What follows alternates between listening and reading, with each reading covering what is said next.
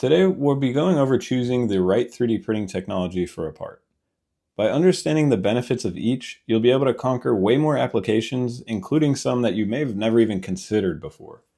The timing is also really good for this because we've just started printing as a service for our customers. So we're here to help you find the applications, pick the best printing technology, and we can even print the part for you if you don't have access to every technology like we luckily do here. Diving right in, I would say by now most people in the engineering world have probably heard of 3D printing, and a lot probably even have access to this first one, fused deposition modeling, or FDM. So if you are familiar, that might be the go-to approach for you. But there are two other incredibly capable printing technologies, and knowing how and when to use each is a very useful skill to have. We'll start here with a very brief intro to each, and then we'll go over all of the factors that you should consider whenever you're trying to choose which to use. FDM printers melt and extrude a thermoplastic filament from a spool. At MLC, we primarily work with Markforged machines, and those can also embed parts with carbon fiber for significant improvement in strength. SLA machines use a liquid resin that's cured by a laser or UV light, and we typically work with Formlabs and their new Form 4 machine. With SLS, the prints are using a plastic powder, and a laser is used to melt the cross-section of a part into a bed of that loose powder. We use another Formlabs machine here called the Fuse. So that's really just the basics of each technology, but we're going to cover a lot more detail as we go through the rest of this. For now, let's start talking about how to choose between them. Believe it or not, when we're working with customers on this, we can usually figure out which technology is the best fit through three basic questions. Can we get a 3D model file? How many do you need? And what does it do? With the 3D model, we can move the part around, we can get section views, and we can measure features out to figure out what the size and geometry considerations are. Knowing what the quantity of parts is helps us determine, how to get the best lead time and the best cost per part. And then asking what it does helps to narrow down if there are any specific requirements that we need to meet. So there's an almost endless list there, but we're talking about things like industry-specific certifications, strength, stiffness, color, temperature resistance, chemical resistance, and so on. We'll start by investigating this first question here. We're going to open up the 3D model, and there are a handful of characteristics that we're going to keep an eye out for. The first thing is just to check the overall size. We'll want to have a gauge for how much of the machine's build volume it takes up and if it fits at all. I have our relevant build volumes listed here for reference, and it's difficult to decide purely based off of size, but it is going to influence some of our decisions as we keep moving forward with the rest of these considerations. A few things worth noting are for larger parts, FDM in general is going to be the cheapest, and SLA, again, in general is going to be fastest. There are a lot of other factors that could make that untrue, so that comes with some fine print. The other note, though, is if it's too large and you can't fit it in any of these technologies, you can always consider printing them in sections and then joining them together. We've got a lot of different ways to do that, and we've even got a whole webinar on joining parts together. If it is a reasonable size, though, then we can move on to planning out the print orientation. I'm using gold stars here because that's a fast and efficient way to get the idea across, so more gold stars equals better. This is also the step in the process where I start building a bias towards using a certain print technology, and that could change later, but the choice really starts here with orientation because orientation has a huge impact on material cost, processing time, and the aesthetics of a part. If the features are relatively simple, FDM is a great choice because it's fast, cheap, easy, and it's really reliable. If surface finish is a more important requirement, though, then you might lean towards SLA or SLS. They're better with fine features like thin walls, textures, or cosmetic surfaces. SLA has the smoothest surface out of the three, and it can produce the most crisp features out of them as well. It's worth noting, though, that if you're using SLA and SLS, you will want to be a bit careful with some large flat faces or cross sections because those can be slightly more prone to warping than with FDM. If the geometry gets really complex and it has a lot of overhanging features, SLS is usually the way to go because parts are supported on all sides by that unfused powder. So you can print without support or the hassle of support cleanup. If you're going the SLS route, another consideration is how the geometry would work in what's essentially a game of 3D Tetris. It's beneficial if the parts fit tightly together versus if there's a lot of space between them. Which brings us to our next consideration. How many parts do you need to produce? We're going to use gold stars here again, but there's going to be an interesting twist. If we just need a handful of parts, FDM is great because it usually has the least amount of post-processing. SLA and SLS have more involved post-processing steps, so for one part, it just adds a bit more time. When it comes to costs, FDM material, again, is going to be the best here. It's really cheap to use. SLA is a bit more expensive, especially because parts are solid filled. And then SLS material is really cheap, but if you're only printing one part, there's a higher cost of wasted powder. But things are different when you start to scale up on quantity.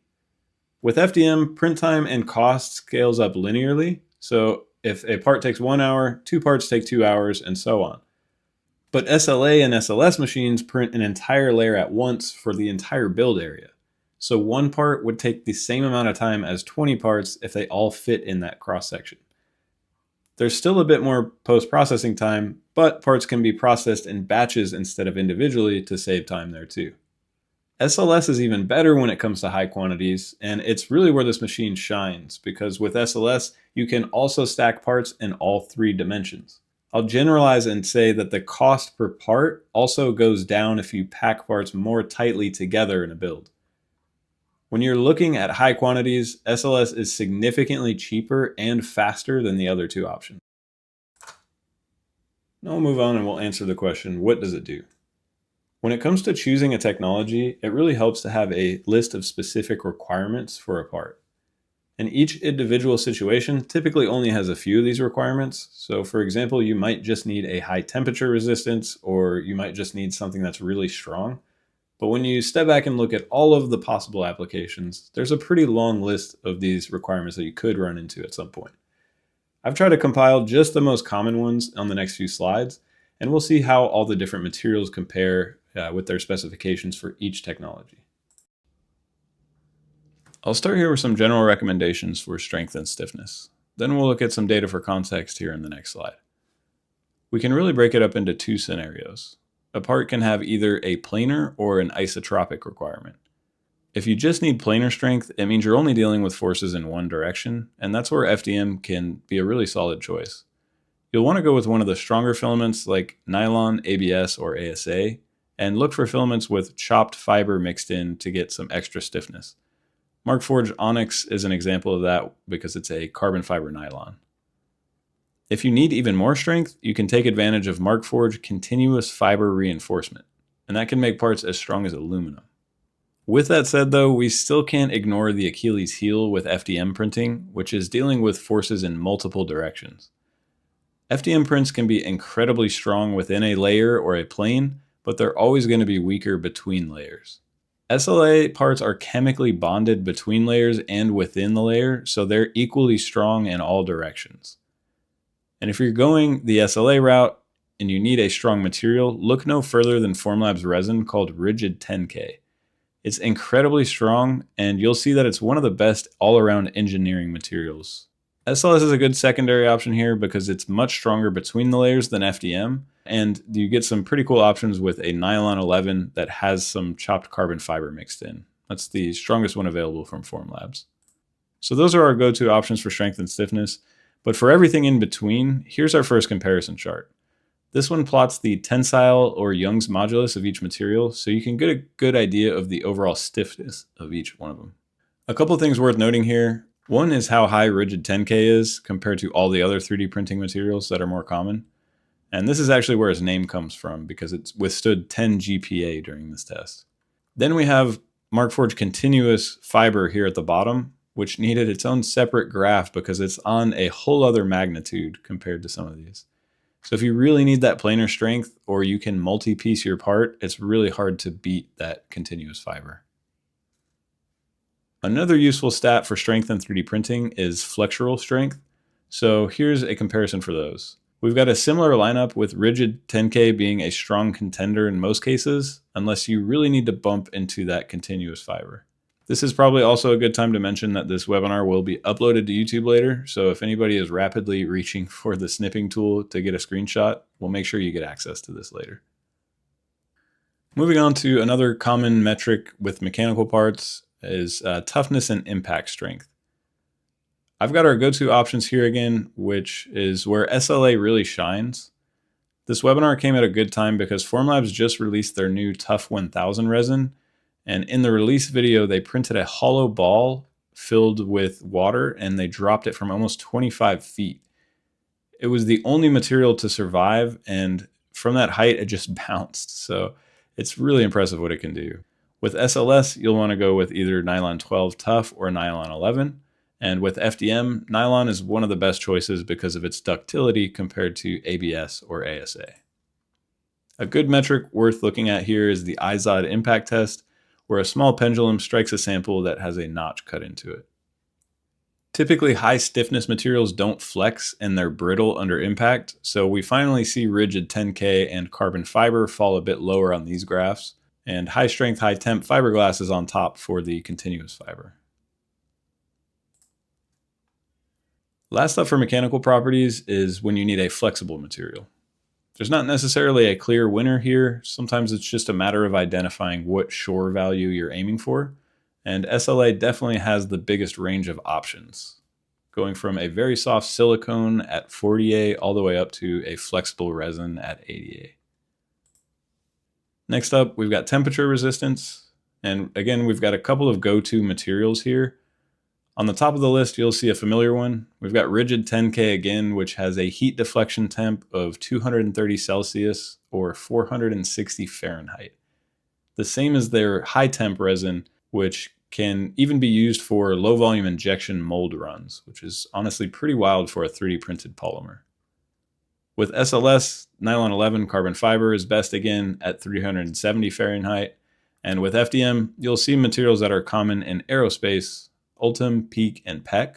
Markforged has a carbon fiber filled PEC material that they call Vega, which has probably the best surface finish out of the FDM group here. We can quantify our temperature resistance by using heat deflection temperatures. So here's how those all compare with the full material lineup. And again, we've got rigid 10K as a clear winner, even compared to traditional manufacturing materials. Moving on, we've got chemical resistance next, and it's unfortunately not as easy to quantify or summarize in a single slide, so I'll instead give a few recommendations and some resources for where to find more information. You'll see again, rigid 10K is on the list because it's one of the most chemically stable 3D printing materials out of all of them. And when it comes to thermoplastics, with SLS and FDM, nylons are typically a good choice, especially compared to ABS or ASA. Ultim, PEEK, and PEC are also very chemically resistant materials. All these options will work with common chemicals like cutting fluid, oil, gas, acetone, and so on. If you'd like more SLA info, this first link is from Formlabs, who submerged all of their resins for 24 hours in a ton of different solvents and then compiled the data. And for more info on nylon, the second link is a chemical compatibility list from Markforged that should mostly apply to SLS nylons as well. The last step for requirements are any industry-specific certifications. If you're working in aerospace and you want to use a 3D printed part that goes in the air, there are NCAMP certified materials and materials with traceability. The ones we work with are both on the FDM side, and they're Markforged Onyx FRA, Ultim 9085, and Vega, which is again Markforged carbon fiber PEC. Typically related to aerospace is if you need a UL 94 V0 rating, aka a flame retardant material, and you've got two options there. One is with FDM, where you have Onyx FR, and it's the same as we previously mentioned, but without the traceability aspect. And then you also have an option in SLA with flame retardant resin. Next up, if you're working in the food and beverage industry, you have an NSF certified and FDA compliant option in FDM with a food safe nylon from Markforged. and it's great for parts that are in close proximity to food and one of the very few certified materials in that industry. The last one is sort of a general concern with data security, which is especially relevant for any government-related parts. It's worth mentioning though, because a lot of machines out there in the hobbyist world don't have any sort of data security. But if it's something you need, both Markforged and Formlabs ecosystems have a couple of different certifications, including ISO 27001.